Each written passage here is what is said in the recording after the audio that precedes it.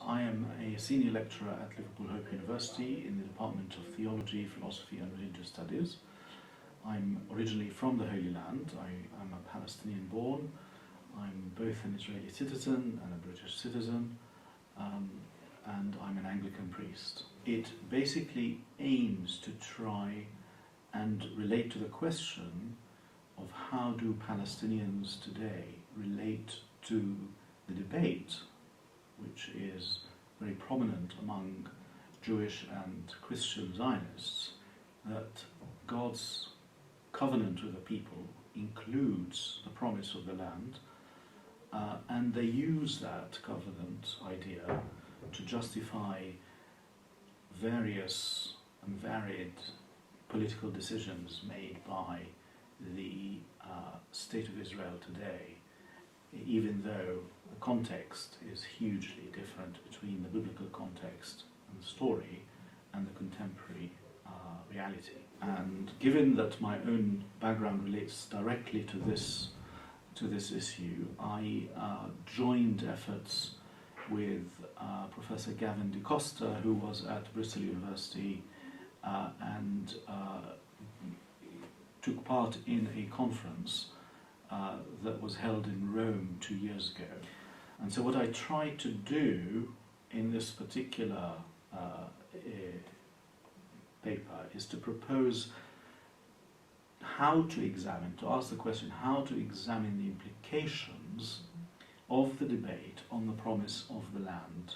This happened obviously before the current events, but it shows the importance of that debate for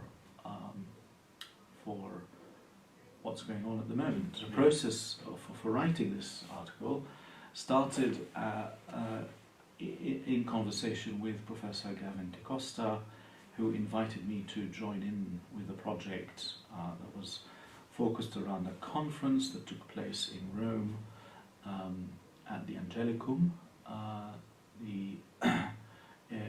one of the pontifical universities in Rome, where various Jewish and Christian scholars were gathered to discuss this particular issue. How do we deal with this idea? If you believe that God's promise to the Jewish people is irrevocable, which is what most of those gathered at the conference did, that includes the promise of the land. And so what are the social and political implications for that? Because obviously the covenant of God with the Jewish people is not a new thing, but it's been utilized for different political reasons in the contemporary, in the last 100 years, let's say. And so that means that you have to deal with the issue not just politically or socially. There is a religious element to the discussion. Well, one can't be too ambitious, I think.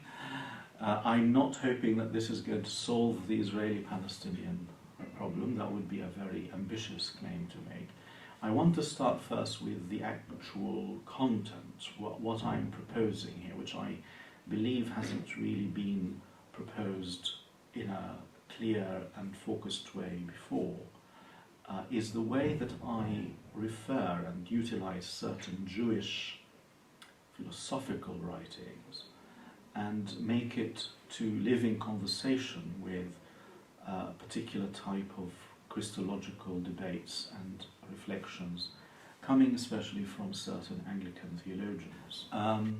So I don't have huge amounts of aspirations for its impact given the kind of politics we have at the moment, but it's an important contribution to the debate, both among Christian theologians as well as Jewish scholars. It has already sort of attracted some attention, as last month I was invited to join an online conference in the United States to talk about this particular contribution further. So it's taken some traction, but not yet. At the moment it's a very limited contribution, but hopefully the aim is to try and put it forward for people to engage with and see how it might trigger further debates on that particular issue.